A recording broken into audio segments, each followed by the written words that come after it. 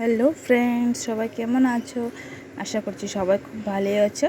তো চলো আজকে তোমাদের সাথে শেয়ার করি একটা রেসিপি। সেটা আমার ফেভারিট গিলা মেটে। তো জানো তো গিলা মেটে না অনেকেরই পছন্দ আর অনেকেরই পছন্দ না, আর অনেকেরই পায় না, তার জন্যও খায় না। যেমন আমি বিয়ের আগে না এসব একসাথে কোনোদিনও বানিয়ে এরকম খাইনি।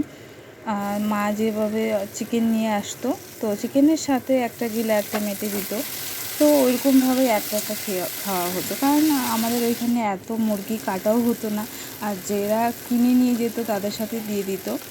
তো এখানে তো যেমন অনেকগুলো কাটে, তো তার জন্য এখানে পাওয়াও যায়। তো আমাদের এখানে আসামে যে জায়গায় আমি থাকি ওইখানে এরকম একসাথে পাওয়া যায় না। তো দেখো আজকে বর নিয়ে এসছে গিলা মেটে, তো এটাই আমি বানাচ্ছি। আশা করছি সবাই রেসিপিটা জানো, তো আমি তোমাদের সাথে একটু শেয়ার করলাম। তো কেমন লাগলো রেসিপিটা অবশ্যই কিন্তু কমেন্ট করে জানিও। যেমন চিকেন বানাই নর্মাল মশলা দিয়ে, এরকমই আমি বানিয়েছি, কিন্তু একটুকু জল ব্যবহার করিনি, পুরো একদম ভাজা ভাজা করেছি। এটা এইভাবে খেতেই ভালোবাসে, আবার অনেকে ঝোল খেতে ভালোবাসে, আবার অনেকে আলুও দেয়, কিন্তু আমি আর এর মধ্যে আলু পছন্দ করি না।